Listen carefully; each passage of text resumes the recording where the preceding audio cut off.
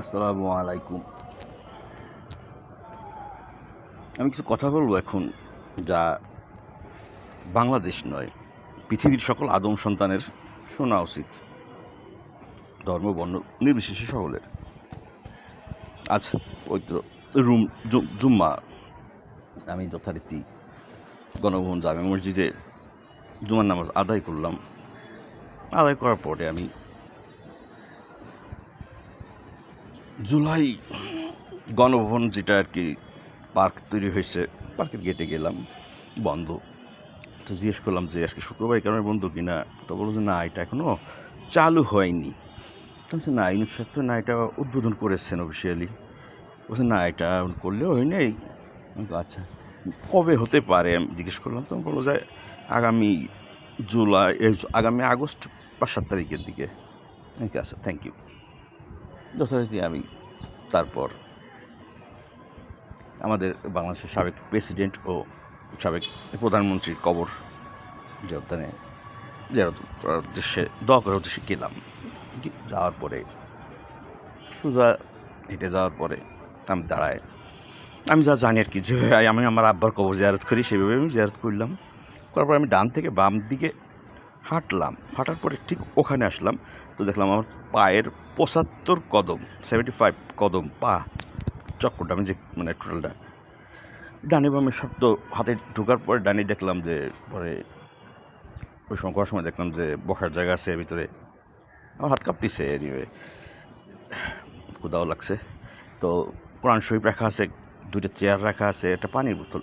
তো আমি হেঁটে যে কোরআন শরীফটা হাতে নিলাম, কিন্তু হাতে নিয়ে আমি আর খুলে পড়তে পারলাম না, কারণ আমি আরবি পড়তে জানি না। ওখানে বাংলায় এই তর্জমা দেওয়া নেই। পানি বসা একটু লাগলো, পাশে বোতল ছিল, একটা বোতলটা উঁচু করে দেখলাম বোতলটা খালি, রেখে আসলাম। রেখে আসার পরে ইন দ্য মিন টাইম আমি একটু বলি, 25শে ডিসেম্বর 2025 সালের আগেও জিয়া উদ্যানের গেটে ঢোকার ডাইন সাইডে বাম সাইডে নেম প্লেট ভাঙা, একটা ডাইন সাইডেটা তো নাই, বাম সাইডের অর্ধেক ভাঙা, ওই পাথরের নেম প্লেট ভাঙা এখনও ভাঙাই আছে। 25শে ডিসেম্বর 2025 সালের পর আগে যা ছিল এখনও তাই আছে। তারেক রহমান সাহেব, আপনি আমার বয়সে বড়, বয়স আর অভিজ্ঞতা এক না। আপনি কি জানেন কি না জানি না যে সন্তান যখন তার বাবা মার জন্য দোয়া করতে দাঁড়ান বা বসে, যাই হোক, সন্তানের চোখের পানি মাটিতে পড়ার আগে নাকি আল্লাহ কবুল করে নেন। সুবহানাল্লাহ। রাব্বির হাম হুমা কামা রাব্বাইনি সাগিরা, রাব্বির হাম হুমা কামা রাব্বাইনি সাগিরা, রাব্বির হাম হুমা কামা রাব্বাইনি সাগিরা। আপনিও পিতা, আপনিও আপনার পিতা মাতার মতো আজ আছেন, কাল থাকবেন না, আপনার সন্তান আছে।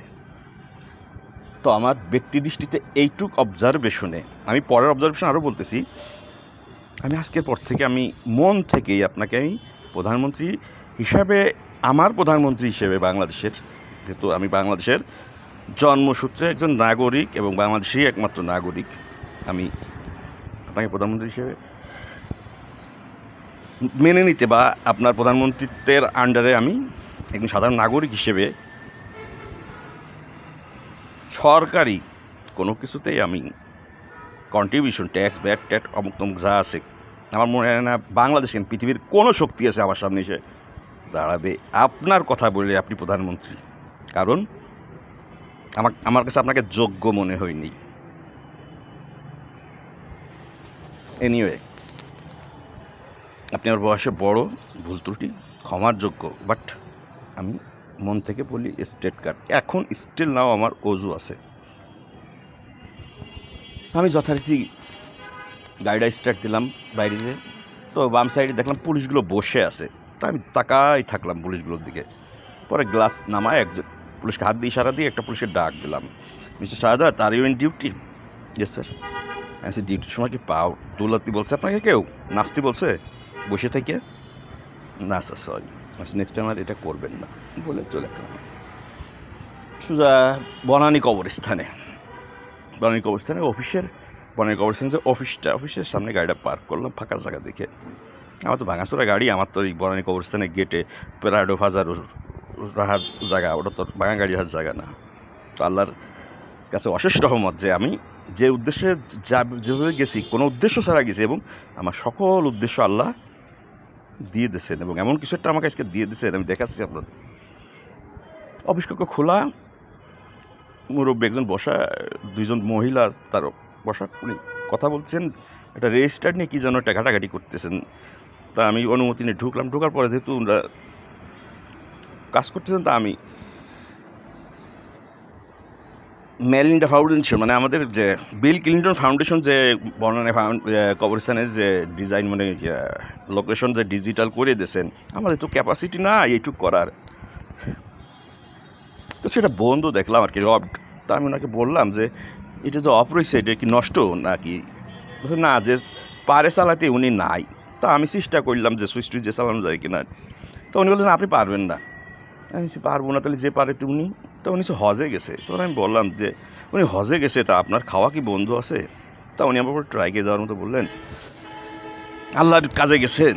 তা আমি ঠিক আছে, বাট রেসপন্সিবিলিটি যে জিনিস, নিশ্চয়ই উনি যাওয়ার আগে কাউকে দায়িত্ব বোঝাই দিয়ে গেছেন। তো উনি আর কিছু বললেন না।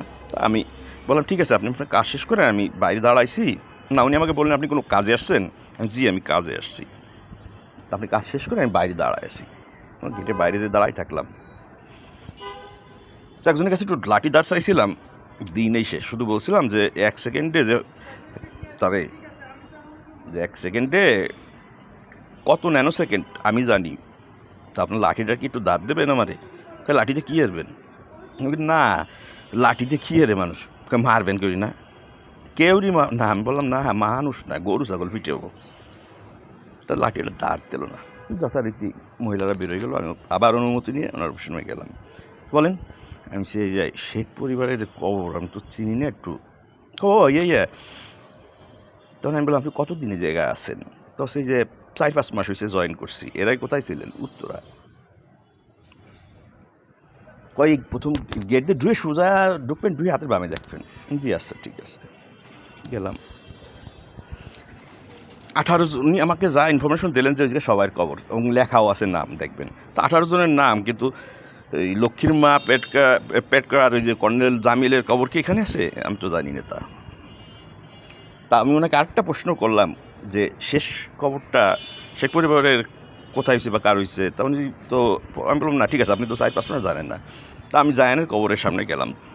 জায়ানের কবরটাই তো লাস্ট করা। আমি ফুলের ঘ্রাণ খুব পছন্দ করি। কীরকম পছন্দ করি? ন্যাচারাল ঘ্রাণ। ফুলের গাছ টপ ধরে উঁচু করে আমার নাকের কাছে নাক ডাবাই দিই আমি মাঝে মধ্যে। অথবা যেমন এই যে ফুল, আমি একেবারে ধরে এইভাবে জোর করে ঘ্রাণ নিই। ওর তো হাত পাল্লা দিই নাই, কিন্তু আল্লাহ তো আমাদের জন্যই তৈরি করছে। তো ওর হাত পা যেহেতু দিনে আমার হাত পা দিচ্ছে, আমি একটু ঘ্রাণ নেবো, জরুরি নিই, মানে আগে যেই নিই। সবাই আমরা কবরস্থানে কী করি? ফুল নিয়ে যাই, ফুল দিয়ে যায়। আজকে আমি ফুল পুরাই নিয়ে আসছি, যে ফুলের ঘ্রাণ আনলিমিটেড টাইম থাকে। বকুল, জায়ানের কবরের উপরে একটা কবর গাছ, এই বকুল গাছ। আমি ঘ্রাণটা পাওয়াতে যাওয়ার সাথে সাথে মনটা ভরে গেল। কুড়ালাম বকুল ফুলে, যে নিয়ে আসছি। হ্যাঁ, পাশের কবরটার থেকে ওই যে কোনো নাম প্লেট টেম্পলেট নাই তো কবরের জায়গা, ওটা কার কি জানি না। ওখান থেকে কুড়াইলাম। ওখানে আবার ফুলও কিছু দিলাম, তাজা ফুলগুলো, শুকনো ফুলগুলো নিলাম।